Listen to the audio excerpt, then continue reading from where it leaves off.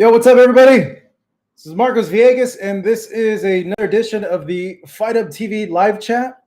Today is June 22nd, the year 2020, and we are live here on Fight Up TV. And man, tough day today. I'll get into it a little bit, but if you saw my tweet from maybe, I'm going to say, about an hour ago, something happened where a lot of my friends got laid off. I'll get into it right now. I'm going to go ahead and tweet out the link, but go ahead and say what's up here on the chat. Art Alexander, what up? What's going on, bro? Jesus Malajano, what's up, bro? What's going on? AR Wyoming, what up, bro? How's it going? Yeah, Art, I'm going to get into it right now. That situation is just it's unfortunate, and it honestly it sucks what happened.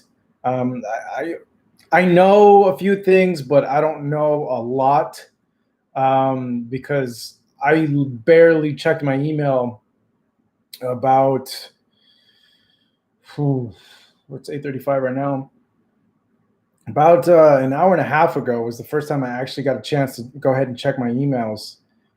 So yeah, that's how I found out about everything. So I'm going to go ahead and tweet out this link over on Twitter, let everybody know that we're live and they could hop in on the chat. We're going to talk, there's fights tomorrow. We're going to talk a little bit about that, about this Maloney-Franco fights, John Jones and Mike Tyson. Mike Tyson released a clip today, training with Rafael Cordero, and a bunch of other stuff that I saw happened over the weekend in the world of boxing and combat sports. Good thing is this thing keeps improving, this little live chat. As you can see, I got a different setup now. I think our audio is good and it works. I bought one of these someone told me to buy one of these things, the Stream Deck Mini, to incorporate like sound and effects and all that. Yeah, what's up, bro? What's going on, dog? Jesus, I'm gonna get to that right now about what happened with Fox. It's funny. I said Jesus, and look, my Siri just popped up. Hey Siri, nothing to do with Jesus. What about Mayweather's record getting passed? I'm gonna touch on that too, man. We got a new TB in the house, 54-0. This man retires. I'm gonna get to that right now. If you guys are tuning in for the first time, thank you so much. This is the Fight Up TV live chat where you guys dictate what we talk about based on the questions that you want to discuss and the topics you want to discuss. It's not a podcast. This is just a fan chat to connect with you guys and just talk with you guys. Talk anything you guys want. It doesn't necessarily have to be about boxing. It could be about life. It could be about what's going on. There's been many times where I've talked about my way to staying positive during what's going on here with the Rona, and how I'm staying well. Yeet, what up? What's up, bro? Good to have you join the chat. If you guys don't drink alkaline water, I suggest you drink alkaline water, man. It hydrates you way, way more than regular water. All right. I got to tweet that we're on live, and then we're going to get right to it, and I'm going to start talking about what happened just a few hours ago. Art Alexander, Heather Hardy looking thick. All right, bro, I'm not going to lie. I saw that post of her saying that she's no longer featherweight, and I wanted to write Team Thick, but I felt that would have been extremely unprofessional of me to write, even though it would have been hilarious. And a lot of the times I have to fight the urge of being myself in those situations, because Marcos outside of this would have wrote hashtag Team Thick on that post. But I always get worried, like, oh man, someone's going to they're going to trace that post back to me and be like, oh, look at this guy, freaking Marcos, like leaving these comments on these Instagram posts. So yeah, I had to refrain from saying anything, but yeah, I'm not gonna lie. She's a very beautiful woman. It's very, very beautiful woman. I am a fan, and I'm sure a lot of you guys are a fan as well. Tweeting this out real quick, guys. I just want to let people know that we're on right now. Go ahead and say what's up. Say that you're here. We'll get to the topics right now. Just let me type this right now. We are live on. We are live on at Fight Type. See, I'm old and I have to say my words as I'm typing them. Fan check going on now. Tune in, yo. Okay, I got that one. All right. I suppose I should tweet it from the Fight Hub account.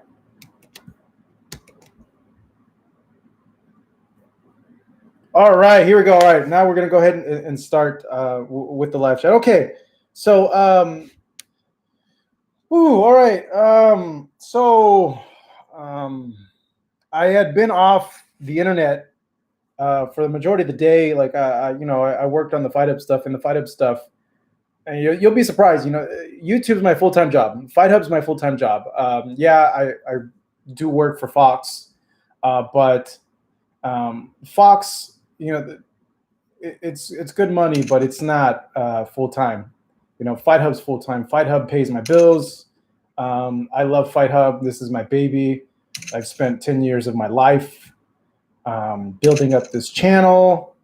Lost a lot of friends because of the sacrifices I had to make. I lost a lot of girlfriends because of the sacrifices I had to make, because of all the time that I put in, all the work that I had to do behind this. Missed a lot of friends' birthdays. Friendships strained because of the amount of time that I've spent building this channel and trying to get to 1 million subs. So if you haven't subscribed and you're just tuning in for the first time, please subscribe. I want to get to 1 million so bad. 200,000 more subscribers seems like, oh my God, like a lot still. I know I'll eventually get there, but it's like I want it now, like I want it to happen. And this whole COVID thing is messing stuff up extremely, like to the 10th degree, dude. Like, oh my God, like really, really bad. So the Fox work is good extra income, but there's a lot of people that I know that I've worked with over the last 2 years at Fox that I just found out were laid off. And I was, it's a big surprise. Still processing it. A lot of them are very good people. And it's just unfortunate. I know a lot of people are going off through layoffs right now because of this COVID thing. But I didn't think it would affect FS1 and Fox because, obviously they put on sports and boxing is going to come back in the next month. There was a few tweets tweeted out from people that were laid off. I can mention those cases because they've been public about it, but the others, obviously they haven't gone on Twitter, so I'm not going to say their names or anything like that. But the Fox is getting rid of the shoulder programming, I believe, the inside PBC show and like all the like the countdowns. I think the shoulder programming that's already been put out there by other people on Twitter, so I could say it. So yeah, it sucks. Like the inside PBC hosts were like Abner Marr, Sean Porter, and Kate Abdo. Sometimes I'd be on there. Sometimes Dan Canobio would be on there. So they're axing that show. They're not going to do it anymore. And even though it was a bi-weekly show, there's a whole team behind that show with a lot of great people, one of which I owe my opportunity working with Fox to. And I owe a lot to that guy because he's the one that gave me the chance that to work with Fox and be on national television. And I'm very grateful for him taking a risk on me because this is what they don't tell you when you go in. And like I get it now because for the longest time, me and other YouTubers would get extremely frustrated that we would get passed up on jobs for boxing for other people that we had never seen cover a fight or be at a fight night or doing what we do. We get extremely frustrated because the opportunities in boxing, there's not a lot of them when it comes to doing the stuff that you see on TV with the boxing live events. It's very, very slim pickings. I'll give you some advice. Let me just finish this up. Um, so, and them, they're coming from a network studio background. So it's, I could see it being a risky thing for them hiring like a kid from YouTube. Like, hey, there's this YouTuber that has been doing all this stuff, been, interviewing and doing all this work. Why don't you bring him on a network? Automatically you think YouTuber, you think some guy vlogging in his mom's basement. It's what you see on YouTube is you see a bunch of kids acting a fool and doing that sort of stuff. And it doesn't really, if you're a producer or someone in that world, you think YouTuber and you think, have they been on live camera before? Have they done this? Are they reliable? So me coming from the YouTube world and making the jump to network television, now I see it was a risky thing. So I'm very, very grateful for that person giving me that chance. I still remember when he called me, and I'm going to get a little personal here. I'll share you the story about the phone call that I got from Fox when I first got hired. They had called me and asked what I did before because, obviously PBC had bought a bunch of time slots in different networks when they first started out. And then that started getting cut little by little by little by little. And then it was just Showtime and Fox. And then they signed up a new deal with Fox. So they gave me a call and be like, and they asked me, hey, Marcus, we understood that you used to help out the old Fox crew. Can you let us know like a little bit about like what you would do? And I told him like, okay, I did all the research notes for the broadcasters, anything research wise I did for them. And I scored the fights for live television. Chuck, what's up, bro? I've been with Fox for two years now. I told them that, and they're like, oh, okay, like, would you like to do more research work? There's openings there. And I was like, honestly, like, not really. I want to be on camera. I want to do some sort of talent type thing. I don't want to be behind the camera anymore. I'm in front of the camera all the time on YouTube. Like that's what I want to do. The research work was cool, but it takes a lot of time, man. And sometimes it's stressful because bouts are changing, people fall out, people miss weight, and you got to go and scramble and grab notes. You got to contact these guys and get all this last minute information, and it has to be on point. It can't be incorrect. Sometimes it's hard to corroborate the information. So it's stressful because if there's anything wrong in the notes, it falls on you, the researcher, and like that's bad because the announcers, if you get the information wrong and the announcers are saying that information, it's going to fall back on you. Someone's going to notice it on the broadcast. And they're going to call you out on it. It's going to look bad because you're making the whole production look bad. Like they don't know what the hell they're talking about. And I told them, I don't want to do that anymore. I want to be on camera. And they're like, oh, okay, well, what can you do? I told them, hey, look, I've built up this YouTube channel. I've interviewed all these guys. I'm in there day in and day out. And they were looking for a reporter role, which got filled up by Mike Coppinger. And I wanted that role, and it's actually I'm glad I'm in the role that I am now because they got rid of that role because there's just a lot of conflict with news breaking and them not wanting some news broken. But that was initially what they were looking for. So they're like, oh, okay, thank you. And then Fox has the press conference, and they announce the whole team, and I was just like, oh my God. I did all this work for Fox and PBC for the last 3 years under the old regime, and I didn't get anything. And I was just like, and they announced everybody on the team right there with me, and I'm just like, man, this sucks. Like this sucks so freaking bad.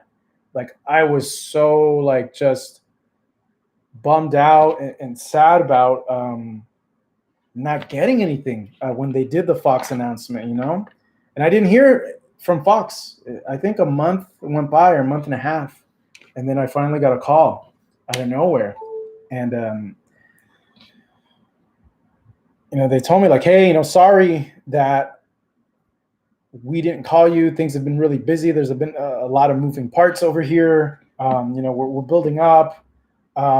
We filled the role at Fox for the Fox fights for unofficial scorer. And I was like, oh, really? Well, who is it? And they're like, oh, it's Larry Hazard. And I'm like, Larry, wow, okay. You guys got the commissioner from New Jersey. I'm like, damn, that guy's a Hall of Fame. Oh my God. And then it's like, well, we have the FS1 fights, and we want to go ahead and offer that to you as the unofficial score. And like, do you want it? They put it in a way, or he put it in a way.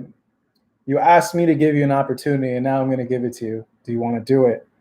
And I was so freaking excited when he told me that. I told him, yes, of course, I'm all in. Let's do it. And I did 2 shows, and then they put me on the Mikey versus Spence pay-per-view, and then the Pacquiao versus Thurman pay-per-view, the Spence versus Porter pay-per-view. So like, I never would have imagined like the stuff that I did with them because of that one opportunity. But I remember after I hung up the phone, I kind of just sat there and thought about every little obstacle and thing that I went to get to that point. And I started thinking, oh my God, I'm so glad this happened.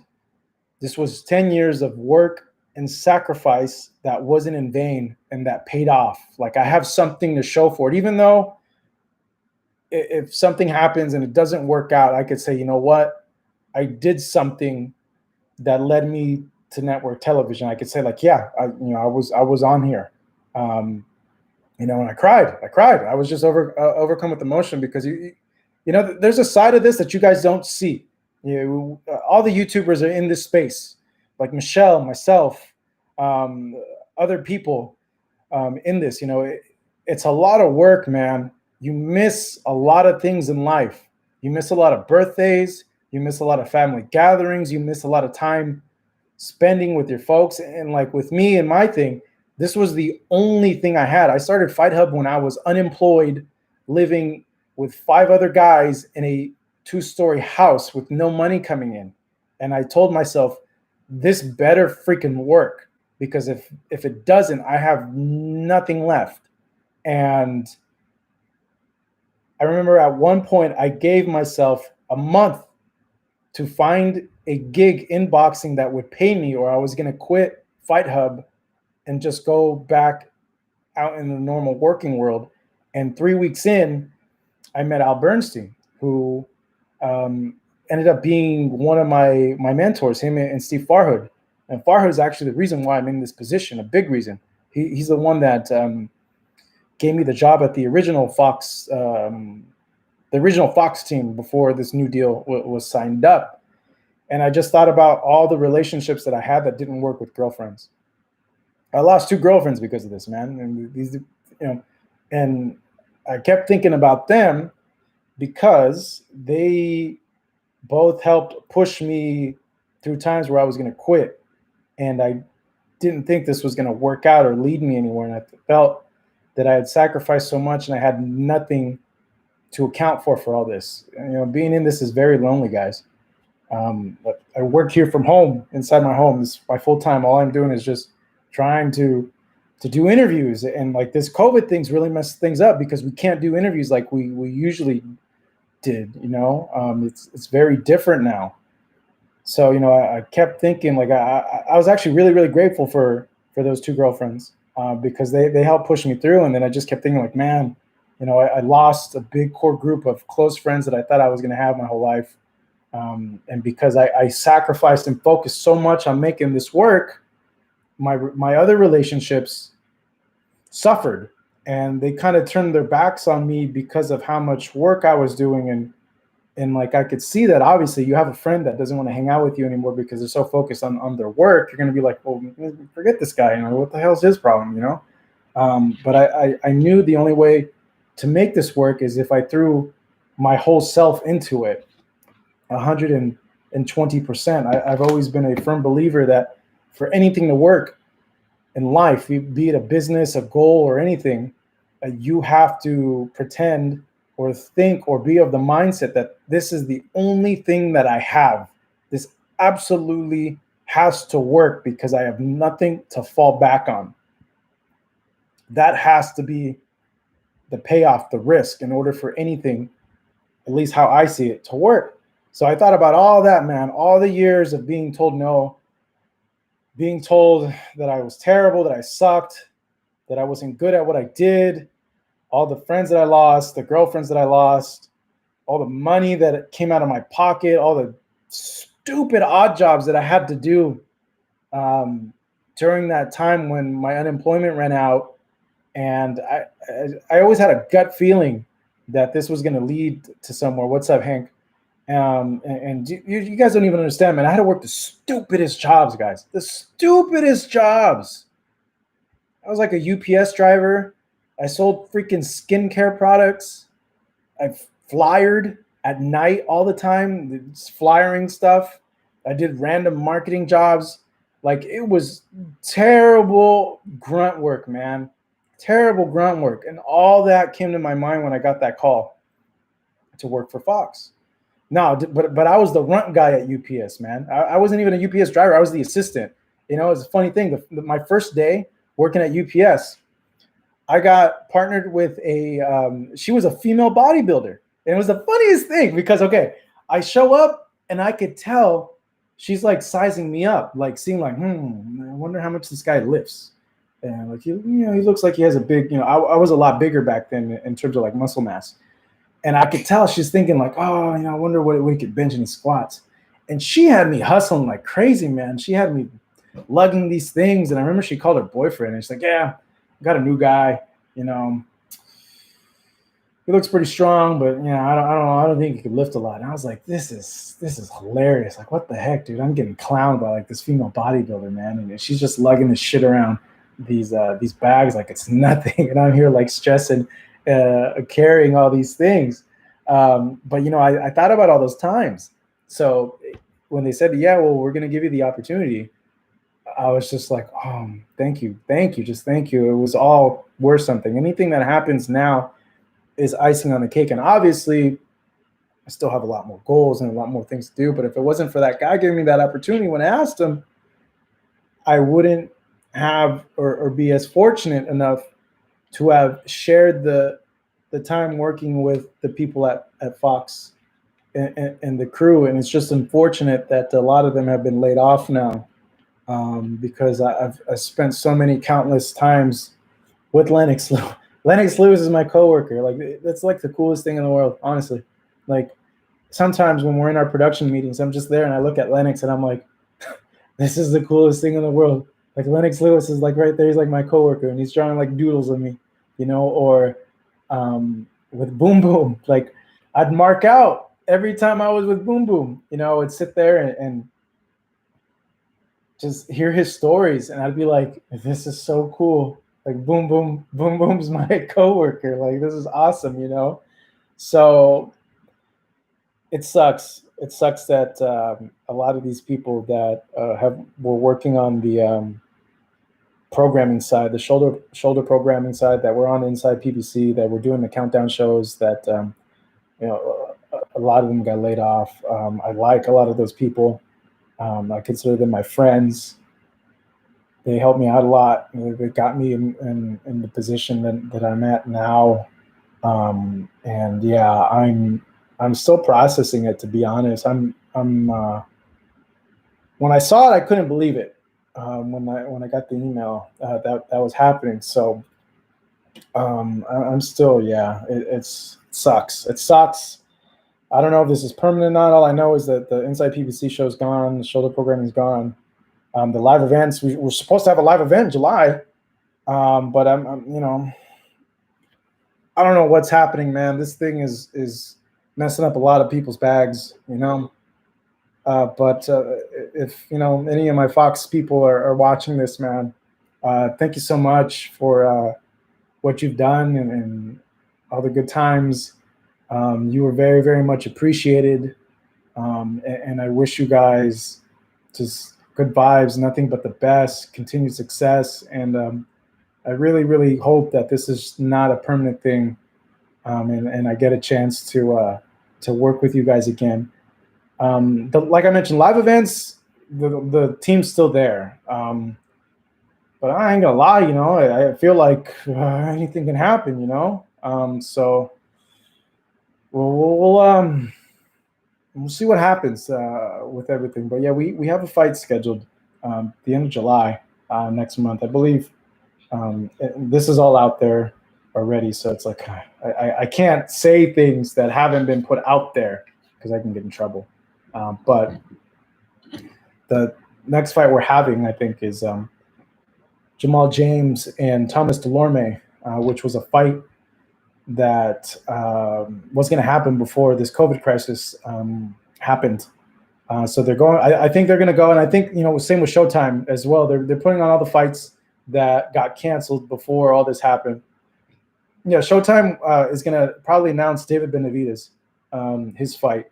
I heard that David is going to have a fight in August, and he came out and said that in a radio show that I was on, so I could say that without getting in trouble because it came from him. So expect David back in the ring in August. He's going to be back defending his title. He was supposed to fight Anvi Yildirim, but something happened with the drug test, so I don't know what opponent he's going to have. But I don't even know if the fight's going to be in Arizona because the rates are skyrocketing in Arizona. I know that the fight that we're going to have on Fox was probably going to happen either in LA or Vegas. But I haven't heard any protocols that have been announced from the California State Athletic Commission in terms of having events. So I'm seeing right here, Angulo Romero versus David Benavidez. I don't even know who. Oh, wait. Is that the name of the guy, Angulo Romero? Or are you saying Alfredo Angulo or Romero? So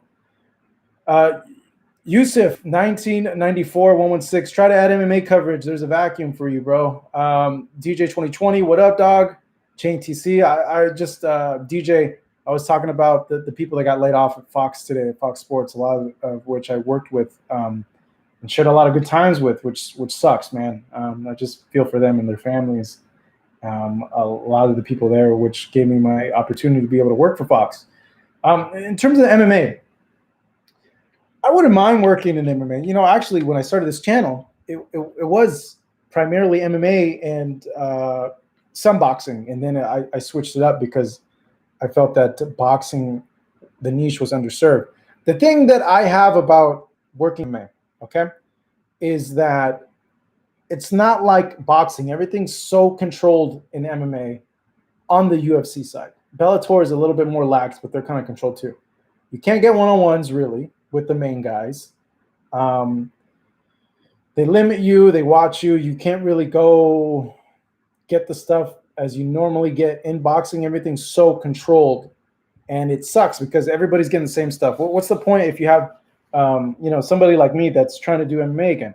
What's the point of going to an MMA event when all the outlets that do MMA are getting all the same thing? I'm going to post a press conference that 10 other YouTube channels and outlets have went ahead and put up. I'm not going to get anything out of that. I'm going to get stuff out of interviewing the guys. And you can't interview the main eventers, especially post-fight. Post-fight, you can't interview any of the main eventers. They just do a post-fight press conference, and then they bounce.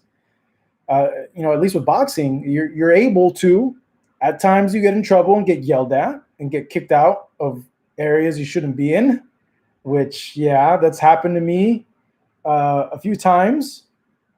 But at least you can get something like that for you guys because at these press conferences, you get a lot of like the run-of-the-mill questions and the same questions, and a lot of the questions are, they don't really give extra insight into what the fighters are thinking. So that's why I've always been a little bit hesitant now with doing MMA or doing UFC because I'll cover some Bellator events. UFC, I know for the longest time they wouldn't credential YouTube channels, and then they started credentialing YouTube channels again. So, but it's just, I don't know, it's different compared to that. Actually, yeah, he has before, bro. There's stories about that. The boxing in the last year has cracked down a lot on that. It's not the same as it was before in terms of that. Chain TC, salute, man. What's up, bro? What's going on? What happened to Zurdo Ramirez? I don't know. Zurdo Ramirez had a birthday the other day on a yacht. He's partying on a yacht with Nonino Donier and Jesse Vargas. He put that on his social. So that's what he's been doing. I think he just I don't know how old he's turning. I think he's in his late 20s. I believe. So that's what he's been doing. What up, Arm? Arm, that's you, Arm. John, thank you, bro. I appreciate that, man. I hope so. I just obviously, if in any company that you work at, okay, when they start laying people off, that's gonna make you nervous as hell. So I think a lot of people are kind of like, about what's going on. AR Wyoming TV, what's up, man? Are you from Wyoming, dog? Is that what where you're really from? Let me know if you're really from Wyoming. All right, guys. Damn, I spent 30 minutes talking about these layoffs. Okay, get these questions, bro. Let's go in and start chit-chatting about the stuff that happened last week or about anything that you guys want to talk about. Let's go ahead and get that portion started. First Polian, Pelon? First Pelon, last Pelon, or first Pelon? First Polonian. Awesomeness, what up? Yo, Omaha, Nebraska, what up? There you go, man. What do you think about Wilder's twerk video from Hurricane Hank? All right, let's talk a little bit about this. I'll get into that right now. That's a new video, or is that an old video? I saw the video and I was a little perplexed about it. But look, guys, Wilder's a goofy guy. He's like a normal guy, man, when he's with his family and his kids. So it's like that's something anybody would do when they're hanging around with their family. And he was hanging around with his family, doing that. Like, yeah, obviously he's gonna get stick about doing a twerk video or whatever, but he's around good friends and family and stuff like that. And he's having a good time. And like Art Alexander says, if you're having a good time, twerking ain't a crime. That's the truth right there. So I saw it. I thought it was funny, and I at first I thought it was an old video, but no. After I saw it, I was just like, well, he's having fun with his fam. So you can't knock it out because get a little alcohol in you. I bet you half you guys on here do a little bit of a twerk videos and a lot more weird, odd stuff when you get a whole bottle of tequila to the dome. So yeah, you don't knock them. Pound for pound, who do I have? That's Chain TC. That's right. He's just living his life. Let the man be. Exactly. I agree. DJ 2020. Wilder, living life. Ru Yu says he's just a homosexual. All right. We've all been at that point where we're drunk and we're broing out with the bros, okay? And, you're broing out with the bros. You do some stuff, and depending on how close of a relationship you have with your bros, you show affection to the bros. Like it's a normal thing, as So you let him live his life. My pound for pound list. To get to your question, where was your name? Chain TC. And there we go. Hurricane Hank's also bringing it up also as well. I haven't seen BoxRec pound for pound, but I know their criteria is a lot different. Their criteria goes on, I don't even know what their system is based off, honestly. I haven't talked to BoxRec Gray, so I have no idea. My pound for pound, you guys probably going to give me some hate on it, probably disagree, because mine is a little bit different than the usual pound for pound, okay? Art thinks Canelo's the god. A lot of people think Canelo's the god. Canelo has a super legit argument about being pound for pound number one based on his resume, based on him climbing multiple weight classes, which is freaking hard to do, okay? There's weight classes for a reason. It's really difficult to climb weight classes and win titles, man. Serrano and Taylor, I think, is money. That's what happened. So I have pound for pound number one. On any given day, it switches. But when I think pound for pound, man, I think if fighter A and B on the pound for pound list were to fight at any weight, regardless of what they weighed, who would win that fight? Who has the more skills? Who would win? So if you were to match Lomachenko and Crawford, okay, same weight, regardless. I know Loma's a smaller guy than Crawford. But you match them in a weight where they're the same, okay? There's no weight advantage or disadvantage. And you think, who would win that fight if they were the same weight between Lomachenko and Crawford? Who has more tools? Who can do more? More skills on paper? A lot of people would think Lomachenko. A lot of people would think Crawford. My pound for pound number one, given that he cleared out a whole division, knocking top 5 contenders, okay, knocking them out like they're nothing. These are world champions in 1 round, 2 round, 3 rounds. Now you're Inoue. You guys can be like, Marcos, you're freaking nuts, bro. Come on, get out of here with that crap. No way. How is Inoue number 1 pound for pound? Look how long Lomachenko's been winning fights. Look how long Crawford's been doing it. Crawford was undisputed at 140 pounds. Look at Usyk. He cleared out of Division 2, but he didn't knock fools out like Inoue did in 1-2 rounds. Lomachenko was making people quit until he moved into another weight class. This dude is murking mofos, except for Nonito. Nonito took him to the distance. But like I said, at any given day, it changes. But sometimes I think it's Inoue, man. I know he's done a lot compared to the other guys, you know. And these are just like, it's like, okay, Lomachenko, title defenses, the guys are top 10. Crawford, the guys are top 10. The guys that Inoue's facing are like top 1, 2, 3. They're not just chumps. These guys were either champions when they came in and fought Inoue, or they were like the top 3 in the division. So it's not like these were chumps. And he's played with them, made them look normal this last year. But yeah, at any given day, it could be 4 people. It'd be Canelo, Inoue, Crawford, or Lomachenko, you know. And when you talk pound for pound, it's really subjective, man. It's really what you think you want to see. But from what I was told and what I've read before, you're supposed to gauge pound for pound on a few things, you know, based on the resume, based on the people they've beaten, and the quality of opposition they've had. And the most important thing is, how would fighter A match with fighter B if there was no weight limitations? If they were the same weight, who would win that fight? So you got to think, if Crawford and Canelo were to fight and they were the same weight, who would win? You'd think Crawford. Crawford's more skilled. If Crawford and Lomachenko were to fight and weight wasn't a problem, they were evenly matched there, who would win? That one's tough. I don't know who would win. That'd be really hard. Both guys are phenomenal, man. They're both prodigies in what they do. So no way, bro. Crawford's way more skilled, in my opinion, than Canelo. Even Canelo's skilled, dude. I understand. Like, Canelo's the ish. Like, the dude's legit. Okay, defense is on point. He's gotten better. Body work like a mofo. But you know, Crawford with the switch stances, the longer reach, the time. Crawford's timing is incredible.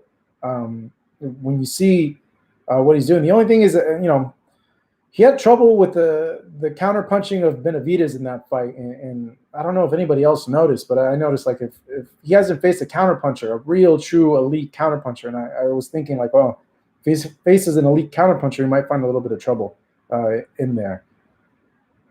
That's true, Hank. Canelo is more proven, and that's what I put on there, that the caliber of competition, and that's why I was rating Inoue very, very high, because his caliber competition isn't just top 10, isn't just, you know, a former world champion. He was murking either current world champions, former world champions that were rated top 1, 2, or 3, as opposed to not even rated, or rated top 10, or rated, you know, number 11 in the world. So, and yeah, you're right, Rue. He did. You know, Mean Machine gave my respect in that fight, man. He put up a hell of a fight. No one expected that kind of performance from Mean Machine in that fight. You know, he did give him trouble. And you know what? Benavidez gave Terrence some Crawford too with the counter punching, man. It would have been great to see that fight if it would have happened before the whole getting shot in the leg thing happened to David. It Could have been a different fight, to be honest, but it is what it is. I hope Inoue is fighting Casemiro next, but Inoue is in Japan. I don't know what the visa situation is in Japan. So we'll see what happens with that. Just remember, guys, sometimes I go off on tangents about stuff. If you really want a question and answer, just go ahead and throw it on the super chat so it comes to my attention, and I'll go ahead and get that answered. Fighting with one knee must be rough. Yeah, I always picture that. How is it fighting with a broken hand or a broken jaw, man? Like, that's the other thing that I felt was really unfair of people. And actually, I'm glad you guys are all on here because I could get, I guess, your thoughts on it. All right, so when people get their jaws broke in fights and they have to stop fighting, they just say, no, you know what? I don't want to fight anymore. A lot of the times they get labeled as quitters. So I want to get your thoughts on that. Why is that? Because you would think in a soccer game, if someone were to have a broken jaw, they'd take him out of the game right away. Baseball game, broken jaw, take him out of the game. Football, broken jaw, take him out of the game. Every other sport, they get taken out of the game. But for boxing, and for me in personal, if someone has a broken jaw, I'm going to give them a pass if they choose not to fight. They have a broken freaking jaw. Like, I've never had a broken jaw, but I would just imagine how excruciating that pain is, that you're in a sport, you have a broken jaw, and your target's right here, and they're hitting you. So I'm asking you guys this question. Would you give a guy a pass or not? Because I know a lot of people on Twitter did not give Victor Ortiz a pass when he got his jaw broken against Josecito Lopez. A lot of people did not get Amir Mansour a pass when he got his jaw messed up in the fight that he had in LA years ago. I know there's other people that have fought through with a broken jaw. Paulie Malignaggi fought with a broken jaw. Arthur Abraham fought through with a broken jaw. But I think if there's any injury where a guy should not be crucified for fighting with a broken jaw and wanting to get out of the fight because they have a broken jaw, it would be that. But for some reason, when it's happened, I've seen a lot of fans go in on these guys that decide not to continue with the fight because they have a broken jaw. So I'm going to read these comments and see what you guys think, okay? So Hurricane Hank says, boxing's different. Art, you'll give him a pass, but you lost, but you lose to fight again another day. Like what's the point of fighting with a broken jaw and your jaw gets so messed up that you're out of action for a year and a half, if not more. You've lost 2 years of your career now, 2 years out of your prime, and you come back and you need a tune-up fight because you haven't fought in 2 years. It like derails your career like so much, Like I don't get it. I don't think guys should be crucified over skipping out. I'm not continuing a fight because they have a broken jaw. Let's see here. Jason, you just said it. Take them out of the game. Boxing is a game. You don't play boxing, but if you really can't fight anymore with a broken jaw, then don't. I agree. If you have a broken jaw, just call it a fight. That's it, man. You're getting punched in the head, punched in the jaw anyways. You're just going to further delay your recovery time. Yeet, yeet. It's all about living to fight another day. It is absolutely okay to call a fight off because staying in will only cause more damage and may cause permanent injuries. Thank you so much. That's exactly my line of thinking, bro. But there's people that will straight up go, this dude's a quitter. What the heck? Why didn't he fight on? So many fighters have fought on before. He's really a real fighter. Like he'll continue fighting. He doesn't care what's happening. Like, bro, have you ever fought with a broken jaw? Dude, you get a paper cut and you don't want to do stuff. By the way, paper cuts sting like a mofo, okay? I ain't gonna lie. But I'm like, come on, man. Like, you're not the one getting punched in the face. How can you say that? DJ 2020, I respect any fighter's decision. They are risking their lives and their health. I agree. Hurricane Hank brought up the Ortiz-Maidana fight. Arm. I love that. I love your name, bro. Arm. You're just arm. Margarito Broke had a broken face. Ryu. Okay. All right. Let's see here. Ryu has a point that he likes to share. Marcos, this is box, not flopper soccer. It's bleed for this. If Vinny Paz can come back from a broken neck, Jacobs come back from cancer, Danny Green with one arm, then it's harder to give a jaw a pass. But that didn't happen to them in the fight, though, bro.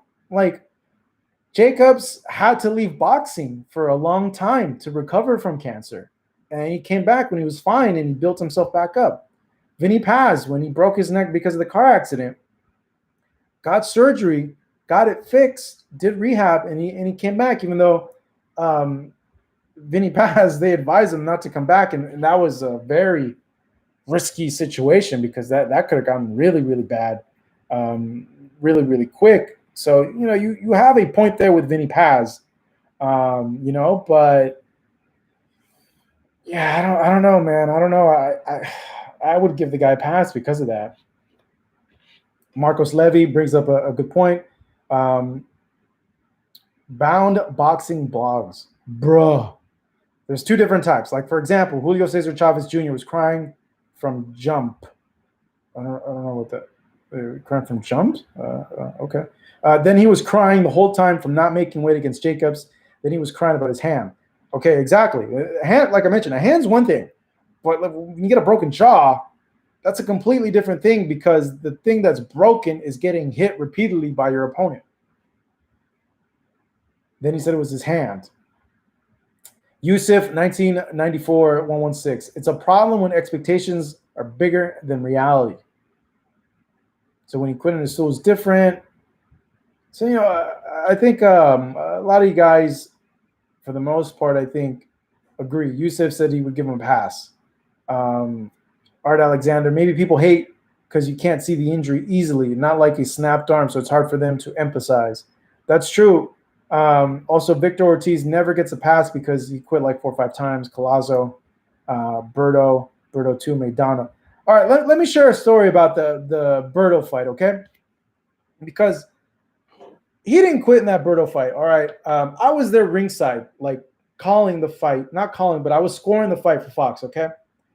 And this is what I told people because he got a pizza thrown at him after the fight because fans thought he quit again, okay? When Berto landed that uppercut, I looked right at Victor Ortiz. I was ringside. I was about maybe 6 feet away from him, okay? There was blood that spattered on my notes. I looked at him, and he was a zombie. He was not there. Like, Victor was there, but his mind was not. He was, like, out on his feet. He was not there. So when he got knocked down again for the second time, he didn't know where the hell he was. And that was very apparent from ringside looking at him. Now, on TV, you couldn't tell that. Even if you were a fan in attendance, you couldn't tell that. But me being in my position when I was scoring the fight, I looked directly at Victor, and it was like, there's nothing there. There's nothing there. He's out on his feet. It took him a few minutes to regain, and then he walked over to our broadcast position, and he looked at us, and I told him, you were winning the fight. You were ahead. And he gave me this look, and he was like, and he walked away. But I remember when Berto hit him with that uppercut, I was like, oh! Like, I stood up, and I remember the ref put him in where we were at, and I looked right at his eyes, and they were just glazed. Like, there was like nothing there. It was like miscompute. Like, neurons weren't firing off. It's like that alert that you hear on like Rogue One, the wow, like danger. Like, that was going on in his brain. Like, it was scrambled, literally, like shucking up like a protein shake. So yeah, he gets a pass on me for that one, for the Berto fight, the Berto 2 fight, because he was not there at all. He didn't know what was going on. Yeah, you saw that, right, Hank? And DJ 2020. Yeah, some fan threw pizza at him, man. It sucks. Then Haas went and gave that guy an overhand right, which is rightfully so. Awesomeness brings up something that I get very, very riled up about, okay? Let's talk about this. I think I touched on it last week a little bit. Awesomeness. Marcos. Did Canelo or has Canelo ducked anyone? Thoughts? This is the same thing with Manny Pacquiao, the same thing with any veteran that's been fighting since they were 15 years old against grown men. Bro, you think a guy, and these are the fans that think that Canelo ducks. Ah, man. Canelo has been fighting guys, grown men, in Mexico since he was a little kid, since he was 15 years old, okay? Balls just barely dropped 15 years old for many people, okay? Barely probably going through puberty. He's in there in the ring fighting grown-ass men, all right? If there's ever a time to be scared of fighting or fighting anybody, an opponent, that would have been the time. And awesomeness, all right, that's good, but a lot of people think he does. So this is why I'm bringing it up. I'm glad you're bringing it up, okay? Because I think this is a very good viewpoint for any fighter. I think any fighter in general is not scared to fight. Want to know why? Their job is to fight. That's their job. That's what they do. If anything, they're the most comfortable fighting, okay? Because they've done it so much where they're not scared to fight. Nervous? Maybe. Anxious? Probably. Scared? No. They've been doing this their whole lives. That's like you ask a stripper if they're scared to give a lap dance or go in the pool. No, they're not going to be scared to do that. That's what they do. That's their thing. That's what they get paid money for, is to do that. So Canelo, not scared, doesn't duck. Look at his resume. Look how many fights he has already. Dude's already a Hall of Famer at this point. It's what's in these fighters' blood, man, is to fight. That's their thing. They like to fight. They're not scared to fight people. It's more of a thing of business. That's what it is, money. And they're more within their rights to negotiate and want more money. See, a lot of these guys end up really screwed up in the head because of the blows they get. But a guy like Canelo that fought Mayweather at 21, has fought Mosley, Cotto, Erislandy Lara, when Lara crashed his press conference after Angulo in Vegas and told him, hey, you're ducking me, fight. And he's like, you think I'm ducking you? All right, you're going to get the next fight. And he fought him. Went up in weight, fought Kovalev, fought Golovkin twice. Even though, I got to say this, even though he should have fought Golovkin a little bit earlier than he did, but he at least he didn't bust a Mayweather Pacquiao and made us wait till like now to fight Golovkin. So yeah, Canelo definitely not ducking anybody. Canelo, Hall of Famer. Canelo's the real deal, man. Canelo's the real deal. Ryu got it's a point here he wants to share. Scared to lose their careers. One loss can change your future revenue. Boxing fans are more fickle. That is true to a point, but regardless if he wins or loses, Canelo's still going to get paid because he's one of the biggest figures in the sport. Same with Oscar, okay? Oscar lost a ton of fights. He lost his biggest fights for the most part. He lost them. Floyd, Pacquiao, Hopkins, Mosley, Trinidad, even though he really won the Trinidad fight, and he was still the highest paid athlete up until Floyd Mayweather got in. So that's not necessarily true, that if a boxer loses, they'll lose money on the revenue. Look at Oscar. Look at Tyson. Tyson still made a buttload of money, even after his losses to Holyfield, going into the Lennox Lewis fight.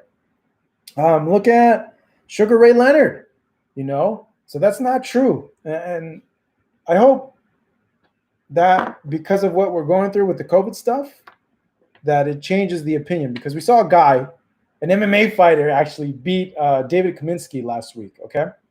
Clay Collard, Cassius Clay Collard. I'm a fan of this guy, okay? Cassius Clay Collard. I got another upset against an undefeated prospect last week on ESPN on Top Rank. And this dude has a record of I think 5-3, okay? And beat a prospect that was 5-0. And thinking, you would have thought, oh, this guy is going to get freaking walloped against this prospect. And he put a beating on David Kaminsky. He made Kaminsky look like Margarito. Look like Cotto in his Margarito fight. So I think, if anything, maybe this will change overall, because it's not just fans. I think fans look at I think boxing fans know what's up. They know that if a fighter loses, they're not going to be like, that guy's trash, that guy's trash. I think for the most part, really, really hardcore in the know boxing fans know, like, nah, this dude's good. Like, I still want to watch. I think a lot of the times, a lot of the casual media and the talking heads on sports programming buy into the idea of, this guy has so and so many losses, he's not very good.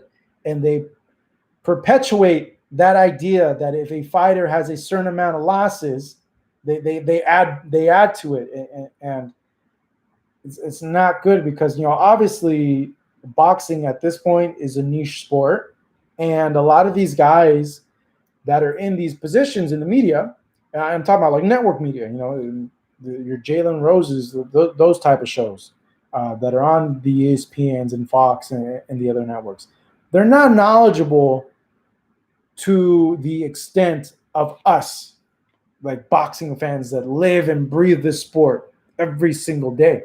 So we know about it. If a guy like Matt Korobov, loses, that we know, like, no, this guy's pretty damn good, and he's had really, really close fights. Don't count him out, Or you see a guy, let me think, with the record of like a Glenn Johnson, man. A Glenn Johnson. Glenn Johnson was always a hard out for anybody whenever he fought. So I think we got to inform these talking heads a little bit better to not perpetuate, oh, the record, he's undefeated, and instead make them think more. And I think MMA is doing a good job of this. And I think maybe it might run off a little bit, because in MMA, you got a guy like Cowboy Cerrone, who, if he was in boxing, he had that record, you'd be like, man, this guy's terrible. Look at this guy's a jobber. 18 and 11 or whatever the hell the Cowboys record is. You look at him and be like, this guy's a taquero. He's going to get run over by this guy. And it's like, no, shit. He gave a hell of a fight. What the heck? There's so many guys like that in boxing, So I think we got to inform these talking heads. We got to tweet them out, better inform them, so they don't buy into this fake, I don't want to say illusion, but this fake picture that, like, the record means so much. Because a lot of the times when these guys come in, these records are padded. Like Maloney, I'm not saying his record's padded, with Jason Maloney that's fighting tomorrow. Like, that's not what I'm saying. I'm just saying that he has a lot of wins, but he hasn't fought outside of Australia. And it makes you question, well, who has he fought? You look at a guy like Antonio DeMarco that fought last week against Santion. Santion was like 20-something-0. But DeMarco was like the first real guy he fought. And it's like, well, who were the other 23 guys that he fought? So just because someone's like 24-0, 22-0, doesn't, it looks nice on paper. It makes you think, oh, this guy must be really good. Sometimes, a lot of the times, it's designed for a reason. So when you see a guy that has a record of 23-8, 23-9, it doesn't mean that they're trash, that they're a jobber, that they're there just to get a paycheck. Those are the hard outs for a lot of these guys, and we saw it happen last week with Antonio DeMarco. Antonio DeMarco doesn't have the best record. Look at him, man. Antonio DeMarco is a hell of a fighter. He almost beat Jamal James. He was the underdog in that fight. With Santion, I thought DeMarco won that fight. He should have won that fight. I had it 7-3, 6-4 for DeMarco. But the judges gave it to the other guy, to Santion. So I think us as a community in general have to inform the casual fans that even though a guy loses, they still put on a hell of a fight, and that doesn't diminish them as a fighter, because a lot of these guys are having super close fights with these guys, and yeah, they're losing super close decisions, and yeah, it's affecting the record, but that doesn't say to the skill level that they fight at. Yusuf, I think if you're a B or C fighter, MMA is better for you. But if you're an A-level fighter, boxing is better in terms of making money. Absolutely. That's true. That is true. Arm, you bring up a good question, man. Pablo Cesar Cano is a tough fight for anybody, dude. This guy is hard-handed. And he beat Linares. He knocked him out at that fight that they had at 140 pounds. Cano's, excuse me for that. Cano's a tall, rangy guy, too. He has a lot of power. He's always had a lot of power. Remember when he fought Paulie Malignaggi? I thought he beat him. I thought he beat Paulie. I believe he thought, I don't know, I'm getting old, too. A lot of these things are getting a little blurry, guys. AR Wyoming, do you think it would be possible for Mayweather to come out and get his record back? It's only 3 more fights. If he gets 3 more exhibitions, why not? I'm sure he can do it. Mohamed Asala, who wins, Khabib time or Gaethje? DJ 2020, Khabib or Gaethje? Khabib at this point, even though that's a very dangerous fight. I think Gaethje's improved so much. His stand-up is so much better now. I honestly thought he was going to lose that last fight that he had with Tony Ferguson. Because I just felt that like he just swung for the fences and didn't really work much on defense. But he improved big time, man, with that. So I give it to Khabib just because of the wrestling. But I could see Gaethje knocking Khabib out. I could see Gaethje knocking Conor out, to be honest. Do you think any fighters will retire because of the COVID situation? I don't think so. They might push back a lot of fights they would have gotten before, but I don't think that it's going to force them to retire because they're still going to end up getting fights, I think. But it just won't happen as quickly. It's just, even though the UFC has been putting on pay-per-views, boxing is very, very different with the economics. Art says Khabib wrestled the bear. It's over. There's no way that Gaethje can compete. Marcos Levy, Crawford versus Ugas. That's going to be a good fight, man. Ugas is another guy whose record doesn't reflect how good he is. That's a tough fight, man. Very tough fight. Ugas will be the underdog because obviously it's Crawford. Crawford's the name. But that's a really, really hard fight.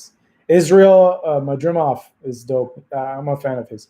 He's a lot of potential, man. A lot of these Eastern European fighters from the former Soviet bloc countries are coming up, like we saw with MJ Kaká. I can never say his last name, but MJ Kaká, a guy like him is phenomenal, man. These guys are good, and a lot of them are training with Joel Diaz out there in Indio. So Joel is a solid trainer as well. Matchroom got the nicest ring girls. Do they? All right, let's take a poll here, guys, for those of you that are still here with us. Best ring girls. Is it Matchroom? Or is it PBC? Does PBC even have ring girls anymore? I don't think PBC has ring girls anymore. Showtime still has ring girls. Who are the better ones? I think Matchroom does has the best ring girls. There's a ring girl that Matchroom uses. Oh my God, she's Colombian, curly hair. Holy, oh my Lord, let me marry that girl. Oh my God. Hey, Eddie Hearn, man, good job with the ring girls. We're all happy. Keep it up. Bring the ring girls. Make sure they're employed for this next fight that you have with Virgil Ortiz, DAZN, I mean, in general. Golden Boy Oscar, you better bring the ring girls, all right, for this DAZN card that's happening in July, okay? All right. Everybody's saying Matchroom. It's the old Corona ones. Yeah, the Corona ones, those girls were pretty bomb skis, right, guys? Right? Tecate had some good ones as well. Janira's a little cutie. Who else had really good ones? The top rank girls are pretty nice too. Okay, I'm not gonna lie. The top rank has that one girl, the black girl. Oh my gosh, she's so hot. All right, guys, let's get a few more questions in. Come on, let's go. Make sure to go ahead and subscribe to the channel if you guys are new to this. Follow us on social media at FightUpTV for our FightUpTV account, and myself, my personal at Hey It's Marcos V. You can go ahead and follow us on Twitter and on Instagram. We've got a lot of content that's already out over the weekend as well. I'll put the links in there. Let's see here. AR Wyoming TV. Why would not a lot of people talk about Wang Heng Mayothin and his record as a sham? I think the problem with him And we were being sarcastic on our Instagram post. We made an Instagram post about him.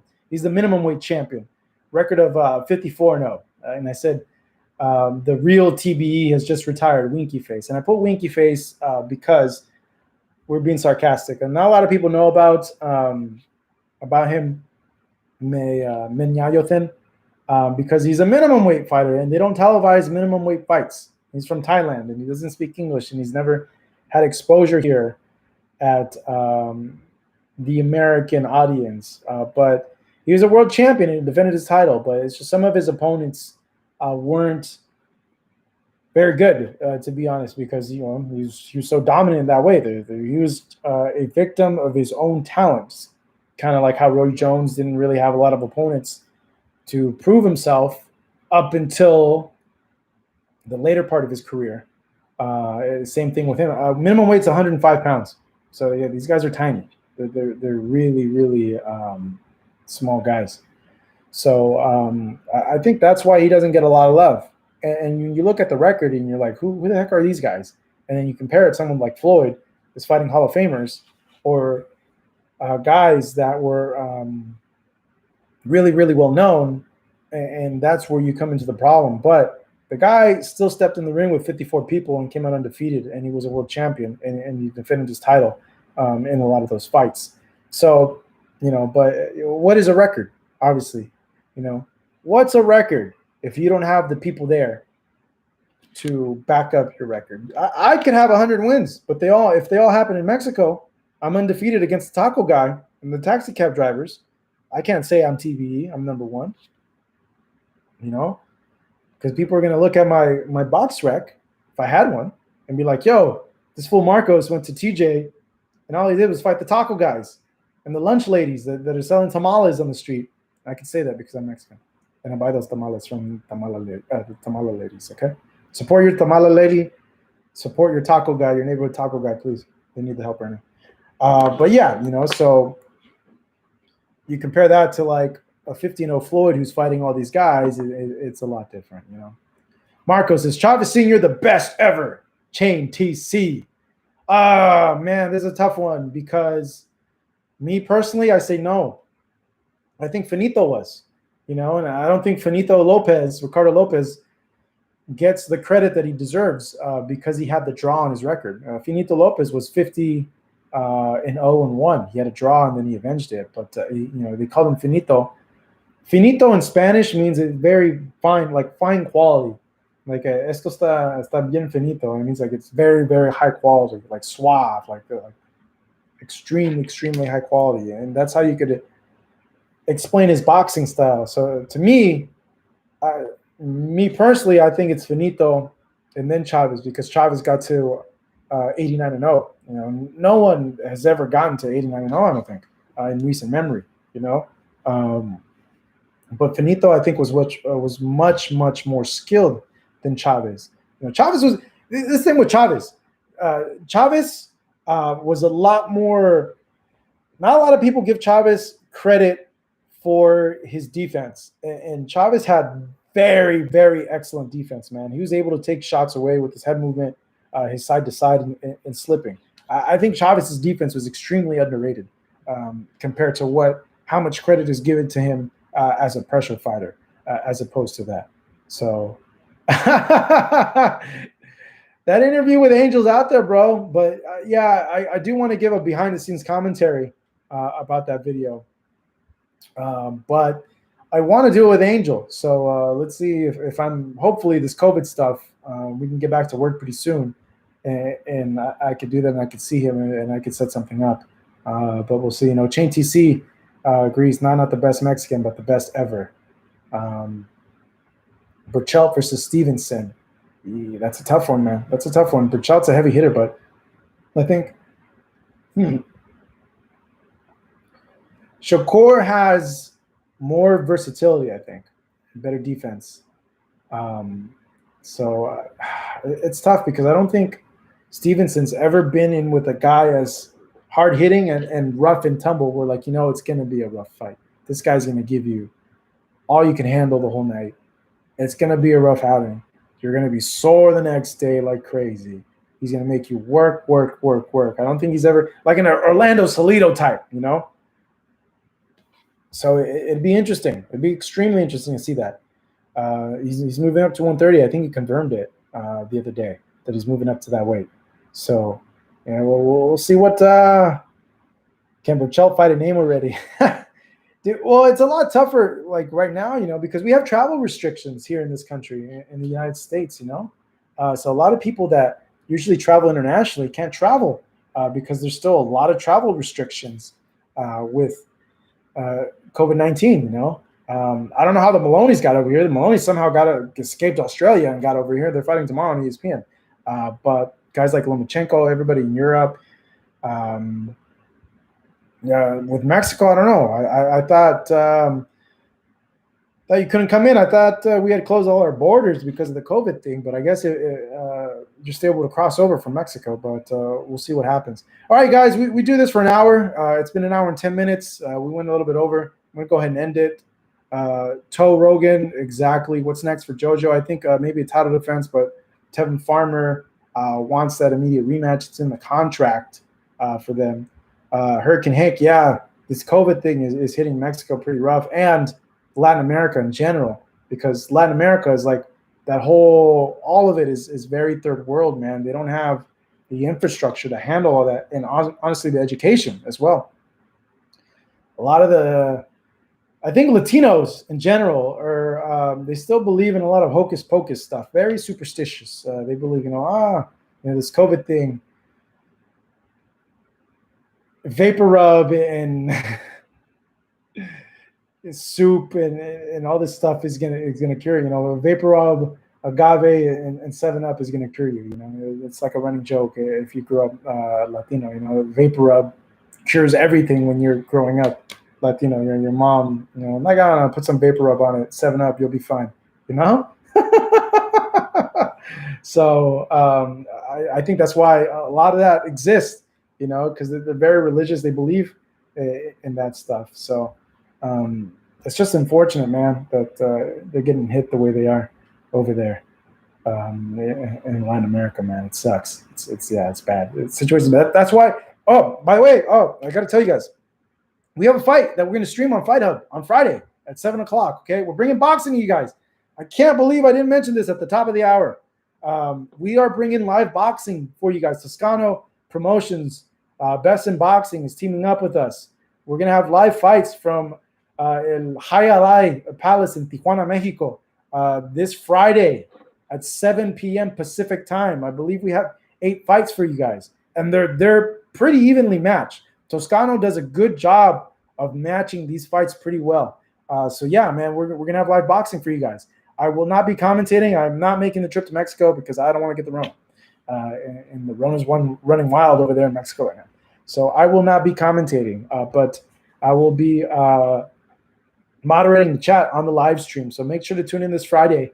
We're going to have live fights for you to watch. So boxing tomorrow on ESPN, boxing on Thursday on ESPN, and Friday on Fight Hub. We're going to have live boxing as well, starting at 7:00 Pacific time. All right, you guys, live chat. It's been good talking to you guys. Thank you so much. If you guys are new to the stream here, we do this every Monday at 8:30. For the time being, we might change up the time once we get to more normalcy. But as of right now, we're sticking with 8:30 on Mondays. Make sure to subscribe later at 92 Aku. Valentino. Blah, blah, blah, blah, blah. Follow us at Fight Up TV on Twitter and on Instagram. Follow me as well at Hey, it's Marcos V. I have no idea how to work Twitch. I would love to do Twitch if I knew how to do it because I play a lot of video games. But as of right now, no. All right, guys, thank you so much. Tune in this week for oh no, man. I'm not going to repeat that, Art. Tune in next Monday, and please share the channel to your fellow boxing fans. I want to get to 1 million so freaking bad by the end of the year, okay? So let's get to 200,000 more subscribers so we can hit 1 million, okay? All right, you guys, thank you so much. Appreciate it. Much love. It was great chatting with you guys. Have a good night. Love you guys. Appreciate it. Have a good night.